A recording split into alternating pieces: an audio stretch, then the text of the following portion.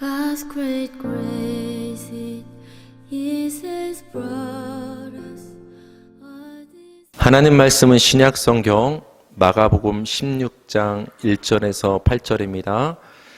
우리 1절부터 4절까지 한 목소리로 합독하겠습니다. 시작. 안식일이 지남에 막달라 마리아와 야고보의 어머니 마리아와 또 살로메가 가서 예수께 바르기 위하여 향품을 사다 두었다가 안식 후 첫날 매우 일찍이 해 돋을 때 그 무덤으로 가며 서로 말하되 누가 우리를 위하여 무덤 문에서 돌을 굴려 주리요 하더니 눈을 들어본즉 벌써 돌이 굴려져 있는데 그 돌이 심히 크더라. 아멘. 그가 살아나셨고란 제목으로 하나님 말씀 전하겠습니다. 여자들이 예수님의 무덤을 찾아간 때는 안식 후 첫날이었습니다. 안식 후 첫날은 일주일의 첫날, 일요일을 가리킵니다. 예수님은 금요일 오전 아침 9시에 십자가에 못 박히셨고 오후 3시에 숨을 거두셨습니다. 그리고 그날 금요일 오후 3시부터 6시 사이에 아리마대 요셉에 의해서 장례가 치러졌습니다. 그리고 토요일은 무덤 속에서 장사된 채로 계시다가 아마도 일요일 이른 새벽에 예수님은 부활을 하셨습니다. 예수님이 베다니 나병 환자 시몬의 집에서 식사하실 때 한 여자가 와서 값비싼 향유를 예수님께 부어드렸죠. 그 모습을 지켜본 사람들이 왜 그것을 허비하느냐고 나무랐을 때 예수님께서는 그 여자를 대해서 이렇게 말씀하셨죠. 이 여자가 나의 장례를 향유를 부음으로 준비하는 것이다. 그 기름을 부음과 예수님의 장례를 연결시켜서 예수님께서 말씀하신 적이 있습니다. 오늘 본문을 보니까 세 여자가 등장을 하는데 미리 예수님을 위해서 향품을 사두었다 이런 표현이 나오고 있어요. 이 세 여자가 예수님의 장례를 준비했음을 우리는 알 수가 있습니다. 이 여자들이 이렇게 말을 했습니다. 누가 우리를 위하여 돌을 굴려주리요. 왜 그러냐면은 그 무덤 문 앞을 큰 돌로 막았는데 이것은 남자 장정들 여러 명이 굴려야 겨우 돌릴 수 있을 정도로 굉장히 무겁고 큰 돌이에요. 이 돌을 여자 셋이서 굴림으로 문을 열 수는 없었던 것이죠. 근데 가보니까 그 돌이 벌써 굴려져 있는 것을 발견하게 됩니다. 마가복음은 그 돌이 심히 크다는 표현을 쓰고 있습니다. 누가 우리를 위하여 돌을 굴려주겠는가? 근데 그 돌이 벌써 굴려져 있는지라. 그 돌은 심히 컸더라. 이런 계속된 표현들은 우리에게 무엇을 말해주느냐? 이 돌을 굴리신 분이 바로 하나님이심을 우리에게 말씀을 해주는 거예요. 그 무덤의 돌문을 하나님이 굴리셨다. 이 말은 다시 말하면 하나님께서 예수 그리스도를 일으키셨다. 다시 살리셨다는 표현이 되는 것이죠. 우리 사도행전 5장 30절 다 같이 시작. 너희가 나무에 달아 죽인 예수를 우리 조상의 하나님이 살리시고. 베드로와 사도들이 공회 앞에서 지금 얘기하는 장면인데 하나님이 예수님을 살리셨다 이렇게 표현을 하고 있어요. 우리 사도행전 13장 34절 또 하나님께서 죽은 자 가운데서 그를 일으키사. 하나님이 예수를 일으키셨다. 하나님이 예수님을 살리셨다, 부활시키셨다 이 표현을 일으키셨다라는 표현으로 성경에는 자주 등장을 해요. 그것이 오늘 본문에서는 조금 이런 표현으로 된 거예요. 돌문을 굴리셨다. 우리 인간의 측면에서는 어떤 게 표현이 되어 있죠? 돌문이 벌써 굴려져 있더라. 이 말은 뭐예요? 예수님이 다시 이미 살아나셨다는 표현을 돌문이 굴려졌다는 표현을 통해서 우리에게 표현을 하고 있는 것입니다. 베드로와 바울 모두 뭐라고 말합니까? 하나님이 예수님을 일으키셨다. 하나님이 예수님을 다시 살리셨다. 근데 지금 여자들이 방문했을 때도 돌이 벌써 굴려졌다 이 표현은 하나님이 예수님을 살리셨다는 표현을 하고 있는 것입니다. 죽으신 예수님을 하나님이 살리셨다 이 말은 생명이 누구에게 있다는 뜻이죠? 하나님에게 있었다는 뜻이에요. 그래서 생명의 하나님만이 죽은 자를 살릴 수 있다는 것을 죽으신 그 예수님을 다시 일으키시고 살리시고 부활시키시는 그 장면을 통해서 우리에게 말씀을 해주는 거예요. 여기에 우리의 소망이 있는 거예요. 우리는 언젠가 다 죽어요. 우리는 언젠가 다 죽습니다. 하지만 그것은 끝이 아니라 우리에겐 소망이 있는 줄 믿으시기 바랍니다. 왜? 우리가 생명의 하나님을 붙잡기 때문에 그 생명의 하나님이 우리를 죽은 자 가운데서 다시 살리실 그날이 반드시 우리 가운데 임할 것을 우리는 믿기 때문입니다. 안식 후 첫날 예수님은 다시 살아나셨는데 이는 우리에게 무엇을 말해주느냐? 예수님의 십자가 죽음으로 우리에게 생명이 주어졌음을 우리에게 말을 해주는 거예요. 구약적으로 말하자면 하나님의 6일간의 창조의 일하심으로 7일째 우리에게 하나님의 참된 안식이 주어졌음을 예수님의 부활을 통해서 우리에게 말씀을 해주는 것입니다. 여러분, 십계명의 한 계명에서는 우리에게 무엇이라고 표현을 하고 있죠? 안식일을 지키라. 사실 이것은 구약의 율법입니다. 오늘날 기독교인들은 이 안식일의 율법을 우리가 일요일에 적용을 시켜서 우리가 오늘 일요일을 주일로 안식일의 개념으로 지키고 있습니다. 지난 시간에도 우리가 간단히 말씀을 드렸지만 우리가 왜 주일을 지켜야 합니까, 여러분? 여러분, 그동안 신앙생활을 해오면서 왜 주일을 귀중하다, 소중하다 생각을 하고 왜 주일을 우리가 지켜왔습니까? 복받기 위해서? 아니면 반대로 말하면 벌 받을까봐 여러분은 혹시 주일을 지켜오셨습니까? 여러분, 주일은 하나님의 일하심으로 우리에게 참된 안식이 주어졌음을, 다시 말하면 예수님의 십자가 죽음과 부활로 우리에게 생명이 주어졌음을 믿음으로 고백하는 날이 주일인 거예요. 그 날을 찬양하고 감사하는 날이 주일이 되는 거예요. 그러니까 여러분, 주일은 상벌의 개념에서 율법적으로 지켜서는 안 되는 거예요. 찬양과 감사의 개념에서 믿음으로 우리는 주일을 지킬 수 있어야 되는 거예요. 우리 5절에서 6절 오늘 본문 말씀 다 같이 읽겠습니다. 시작. 무덤에 들어가서 흰옷을 입은 한 청년이 우편에 앉은 것을 보고 놀라매 청년이 이르되 놀라지 말라. 너희가 십자가에 못 박히신 나사렛 예수를 찾는구나. 그가 살아나셨고 여기 계시지 아니하리라. 보라, 그를 두었던 곳이니라. 아멘. 여자들이 무덤에 들어가서 본 흰옷 입은 청년은 마태복음과 누가복음에 의하면 천사임을 우리는 알 수가 있죠. 이 천사가 이렇게 증거합니다. 그가 살아나셨고 여기 계시지 않다. 예수님의 부활을 이 천사가 분명하게 증언을 하고 있습니다. 특히 천사는 이렇게 말하죠. 보라, 잘 봐라. 그를, 예수님을 두었던 곳이다. 그러니까 눈으로 확인시켜주는 거예요. 왜 확인시켜주는 거예요? 예수님은 분명히 확실히 부활하셨다는 것을 눈으로서 지금 천사가 세 여자에게 확인을 시켜준 것입니다. 예수님의 무덤으로 가서 예수님이 다시 살아나심을 목격한 이 세 여자가 등장을 합니다. 누가 등장을 하죠? 막달라 마리아, 작은 야고보의 어머니 마리아, 그리고 살로메, 이 세 여자가 등장을 합니다. 근데 여러분, 앞서 이 여자는 또 어디에 등장을 했었죠? 예수님께서 십자가에 못 박혀 죽으실 때 그것을 멀찌감치해서 바라보고 있던 여자가 이 세 여자였어요. 또 아리마대 요셉이 예수님을 무덤에 장사 지낼 때 그 무덤의 위치를 확인해 두었던 여자가 이 세 여자였어요. 근데 지금 무덤 속에 들어가서 예수님이 부활하심을 확인한 여자가 또 이 세 여자예요. 여러분, 이 세 여자가 여러분이 되기를 바랍니다. 예수님의 죽음을 목격했는데, 예수님의 장사를 목격했는데, 이제는 다시 예수님의 부활을 목격한 여자가 이 세 여자예요. 여러분, 예수님 당시 여자들은 무시당했어요. 그럼 무시받던 여자들이 예수님의 죽음을 목도했고, 예수님의 장사를 목도했고, 이제는 그 예수님의 부활의 증인이 자리에 서게 되었다라는 거예요. 여러분, 이 세 여자가 예수님의 죽음의 증인인 동시에 부활의 증인이 된 거예요. 이것은 우리에게 무엇을 말해주느냐? 우리 성도가 증거해야 될 복음의 핵심은 예수님의 십자가 죽음과 부활임을 말해주는 거예요. 여러분, 복음은 딴 게 아니에요. 복음은 굉장히 심플하고 간단해요. 복음은 예수님의 십자가 죽음과 다시 살아나신 부활이 우리가 증거해야 될 그 복음의 핵심이 되는 거예요. 사도행전 2장 14절 우리 다 같이 읽겠습니다. 시작. 베드로가 11사도와 함께 서서 소리를 높여 이르되 유대인들과 예루살렘에 사는 모든 사람들아, 이 일로 너희로 알게 할 것이니 내 말에 귀를 기울이라. 베드로가 11사도와 함께 지금 성령 감림 사건 이후에 유대인들에게 이렇게 소리를 지릅니다. 이 일을 너희에게 내가 알게 하겠다. 너희가 귀를 기울이고 내가 하는 말을 지금부터 잘 들어라 하고 베드로가 이제 설교를 하기 시작합니다. 복음을 전하기 시작한다는 것이죠. 이때 베드로가 무엇을 전했는가를 한번 잘 들어보시기 바랍니다. 23절과 24절 다 같이 시작.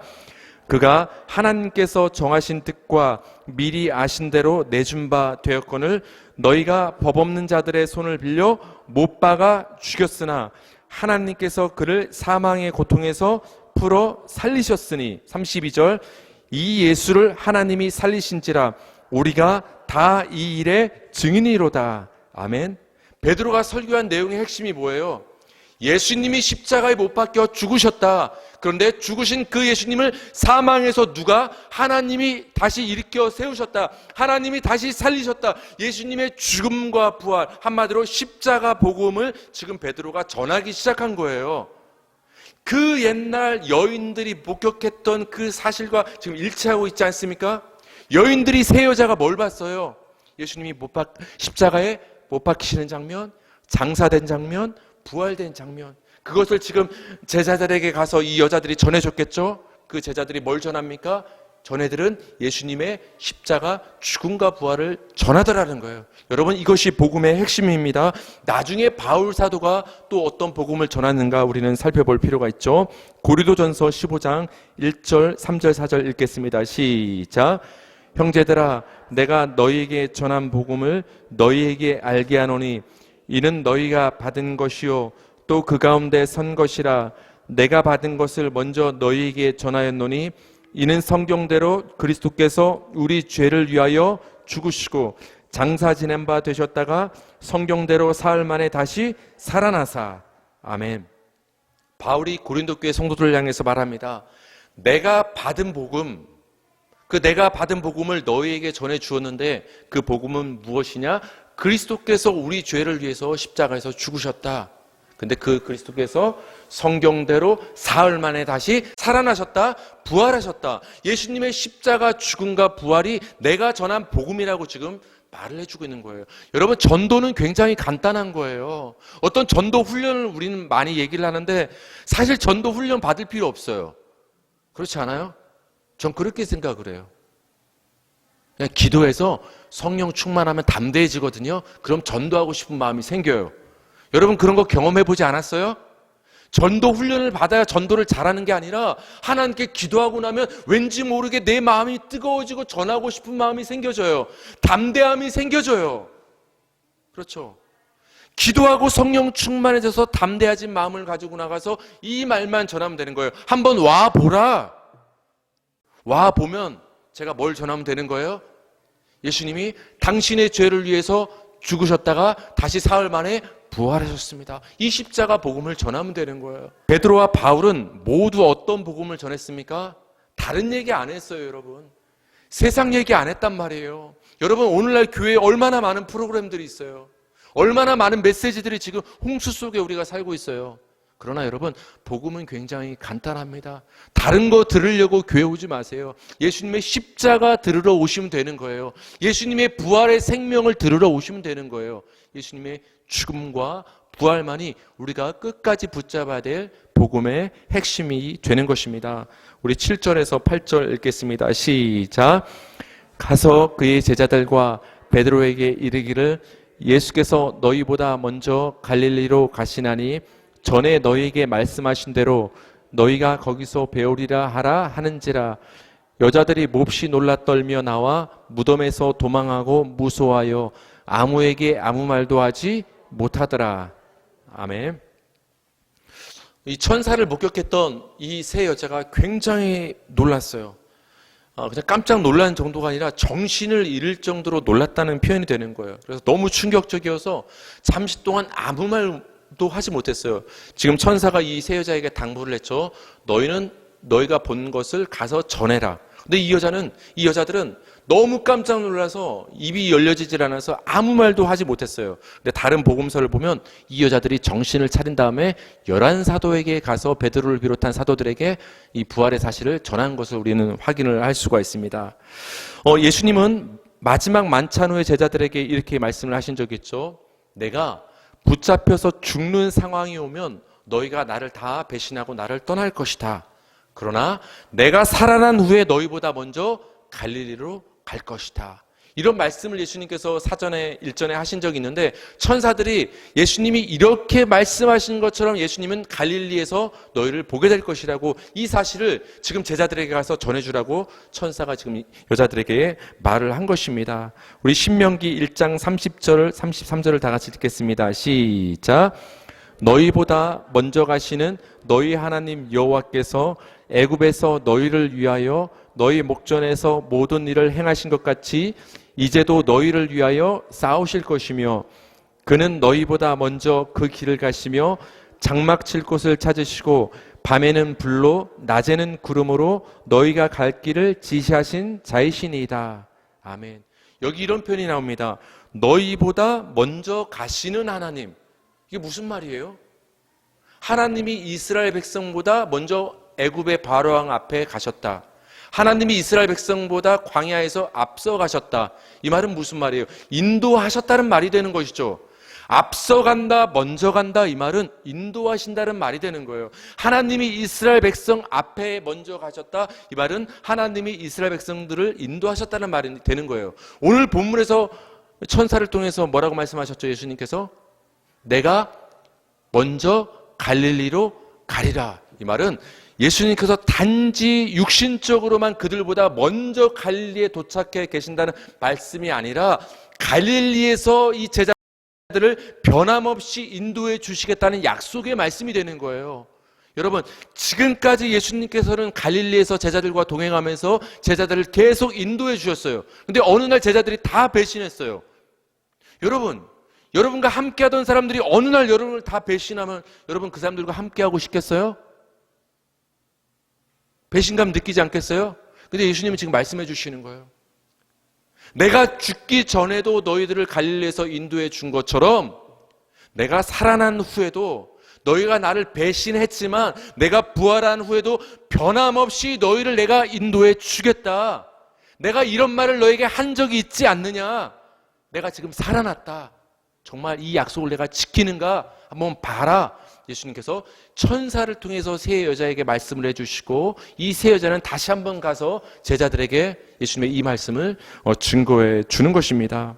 사랑하는 성도님들, 예수님이 다시 살아나셨다, 부활하셨다는 이 말씀은 예수님이 죽으셨다는 말씀을 포함하는 거예요. 여러분, 다시 살아날 줄 믿으시기 바랍니다.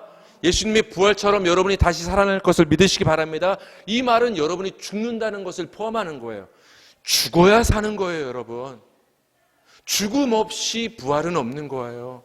고난 없이 영광은 없다라는 거예요. 그러니까 여러분, 예수님의 십자가는 죽음과 부활이 담겨 있는 것입니다. 이 예수님의 십자가는 우리가 붙잡고 믿고 증거해야 될 복음의 핵심이 되는 것입니다. 여러분, 마지막으로 여러분께 말씀드리고 싶은 가장 중요한 것은 예수 그리스도의 십자가 죽음과 부활이 예수님의 것으로 끝나는 것이 아니라 바로 여러분의 것이 된다는 것을 우리는 알아야 된다는 거예요. 우리 마지막으로 골로새서 2장 12절 다 같이 읽겠습니다. 시작. 너희가 세례로 그리스도와 함께 장사되고 또 죽은 자들 가운데서 그를 일으키신 하나님의 역사를 믿음으로 말미암아 그 안에서 함께 일으키심을 받았느니라. 아멘. 여러분 보세요. 세례로 그리스도와 함께 장사되고 죽었다는 것이죠. 우리가 세례로 예수 그리스도와 함께 장사됐다는 거예요. 근데 그 세례는 무엇을 의미하느냐? 밑에를 보니까 믿음으로 그 안에서 함께 우리가 일으키심을 받았다, 부활했다. 세례로 믿음으로 같은 말이에요. 여러분, 우리가 다 세례라는 의식을 받지 않았습니까? 침례를 받지 않았습니까? 침례는 뭐냐? 믿음의 표현인 거예요. 내가 예수 그리스도를 나의 구주와 구원자, 그리스도로 하나님의 아들로 믿고 영접한다는 그 믿음의 표현이 세례 의식이 되는 거예요. 그 세례를 통해서 우리는 예수와 한 몸이 되는 거예요. 연합되는 거예요. 그걸 믿음으로라고 하는 거예요. 세례는 믿음을 표현하는 거예요. 그러니까 믿음 안에서, 세례 안에서 우리는 예수와 함께 죽은 것이고 함께 부활하게 된 거예요. 그러니까 우리는 예수님의 십자가를 바라봤을 때 아, 예수님이 나를 위해서 죽으셨구나 해서 끝나는 것이 아니라 한 발짝 더 나가서 저 예수의 십자가 안에서 나의 옛사람은 함께 죽었구나, 그걸 볼 수 있어야 되는 거예요. 내 힘으로 살았던 나는 못 박혔구나. 내 영광을 위해 살았던 내 옛사람은 십자가에 못 박혔구나. 이제 나는 내가 사는 것이 아니라 누가 사는 것이다? 예수 안에서 내 안에 그리스도가 사는 것이구나. 이제는 믿음으로 사는 것이구나. 그 예수님의 십자가를 바라볼 때 우리는 믿음을 생각하게 되는 거예요. 그리고 예수님이 부활하신 그 모습을 봤을 때 그 예수님의 부활의 영광을 감사하면서 그 부활의 생명이 나에게 언젠가 주어질 것이다. 내가 비록 육신은 쇠잔해져서 언젠가는 늙어 죽을 수밖에 없는 연약한 인간이지만 예수님이 이 땅에 다시 오시는 순간 나는 부활할 것이다. 영원한 생명을 얻을 것이다. 영광스러운 몸을 입게 될 것이다. 그 부활의 소망을 얻게 되는 것입니다. 여러분, 오늘 본문에 등장했던 그 세 여자를 기억하시기 바랍니다. 예수님의 십자가 죽음을 목도했던 그 여자, 예수님의 장사를 목도했던 그 세 여자들, 예수님의 부활을 목도했던 그 세 여자들, 그 여자가 나중에 가서 제자들에게 예수님의 부활을 증거했던 것처럼 세상 가운데 나가서 예수님의 죽음과 부활과 그 십자가를 증거하는 저와 여러분 되기를 주님의 이름으로 축복합니다.